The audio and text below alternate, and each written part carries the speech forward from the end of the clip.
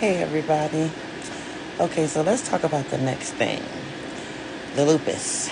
So, from probably about 2011, I noticed that um, I've always like every little bug that went around, like any little thing that was going around the house or work or um, back when I was attending college, like in person before I went online, I would catch. And um, it was really hard because I was sick all the time from any little thing. If I had, some chicken that was maybe just a little too pink and I noticed, I'd take a chance. My stomach would boil. Just like anything. And so at this point, I myself was thinking, okay, it's always something wrong. You might actually be a hypochondriac because it's always something wrong with you. And I feel like, all kind of off the subject, I always say that I take on things for other women because God knows they're not strong enough to handle it, so He give it to me because He know I'm gonna knock it out the box. That way they don't have to suffer because that's the only thing I can think of because of all the things I've been through. But this here, the lupus, I think it caused a lot of things. So it all started just feeling kind of flu-like. I'm sorry if this is boring, but I don't know how to be fun about serious stuff. But so it all started just like feeling kind of flu-like and always catching things and being tired all the time and but at the same time I'm working through all this just because you know there's nothing I can do. Uh, when you have doctors who are not versed in lupus, it's very hard to get them to listen to you. And so, in 2009, I was diagnosed with bipolar disorder and anxiety. And so, when they see that on my chart, they see me coming, anything I say is like irrelevant, despite the fact that, um, I've always I'm not going to say always been right, but I've always been pretty much on point with what I think it is because of, having these doctors, especially in Arizona. Like before I left Illinois, everything was fine. I had all the treatment that I needed and everybody listened and I was getting help.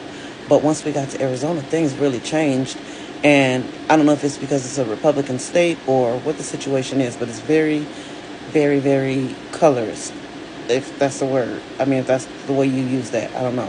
But, I've sat in ERs with women with some of the same symptoms as me who have, had different outcomes than I did, and it's just, it's very frustrating and it's hard on your mentality because you start to question yourself. You start to wonder if, the things that you're going through are real or not. And it takes something very drastic, like it happened with me a few times, to really wake up like, okay, something's wrong here. I need some help. So, feeling bad all the time. Anytime I would go outside, which I found later was the lupus being activated by the sun, which is one of my main enemies. I try to stay out of the sun as much as I can now because, you know, it once it activates, it's months before I get out of a flare, and it's bad for everybody, and I mean everybody. So, um, I'm going from doctor to doctor to doctor. Actually, not doctor to doctor. Okay, I had two bad doctors before I found the one that actually helped me.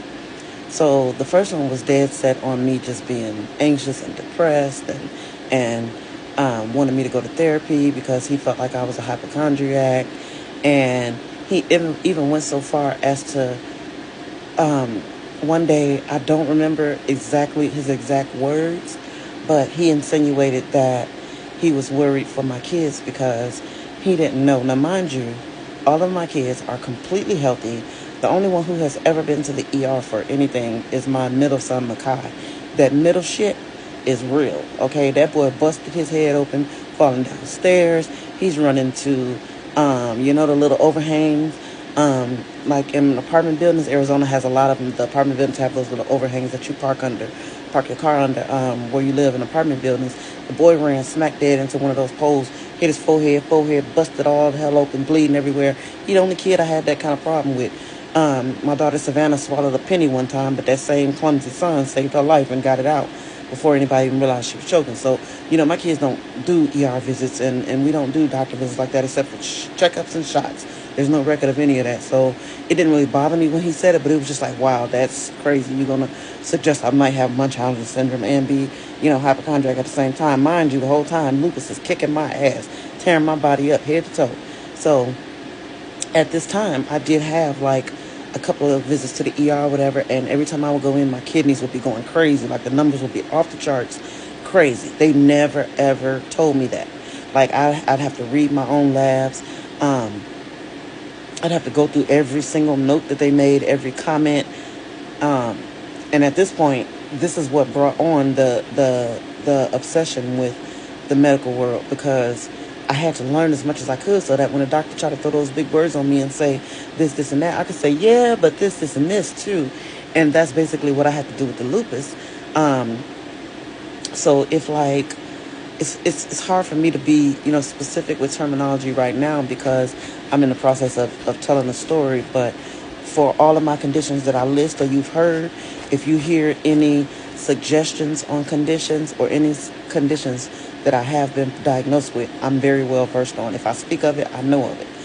If I don't know, I will tell you that, just so that you can have a little bit of knowledge of what I do know, in case you're one of those people who inboxes me, because I do get inbox of questions. And it's so crazy because I have over like 4,000 followers and I don't have a lot of likes. I don't have as many watches as I should and stuff like that. And see, the thing about it is this is therapeutic for me.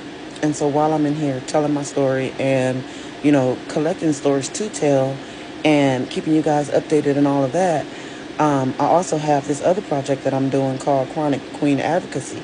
And right now, I've got about 7 people who I'm currently helping through situations. And some of these people have stories that they want to tell publicly. So I'm working with them on those. Some of those stories are going to come off like, like, I don't know if you guys watch I don't even know if I can say this. Like Mr. Ballin is going to be like storytelling. And some of it's just going to be technical. Like, this is my patient or my client. As a patient, this is what they went through. So I haven't really found my niche. I don't know, or however you say that. I don't know what the heck I'm doing on here. I'm just trying to help people. So like and follow my videos. My comments will help me to promote this stuff and get it out. I'm taking chances. I haven't gotten anybody really far from me yet. But even if I have to travel to come and sit with somebody in the doctor's office to sit down and go over paperwork, go over questions, I'm doing Zoom calls, whatever it takes. If someone needs help, I'm going to reach out and help them as much as I can from where I am. I'm currently in Wisconsin, but if I can make it happen, I will come to wherever I need to come to, And my thing is that if you need somebody in your corner, let it be me, because I've been through it. I've been through the ringer. I've been literally, no lie. I feel like as I tell the story, I might be able to be more accurate on my count, but I'm thinking like 4 times right off the top of my head where if I hadn't taken action, I would have died. If I didn't know what I know, I would have died. If I hadn't seen what I seen, I would have died. You know what I'm saying? So that's where I'm coming from, there and from the heart, just to like help people. So going forward, we'll go into this lupus conversation and go through all the things that I went through trying to get diagnosed and trying to get help, because that was one of my biggest struggles, was lupus. And getting where I needed to be so that I could be the mom and the wife that I needed to be. And at that point, there was none of that. That was not where I was. And so it's a painful situation for me. So that's where we're going to go next. See you later.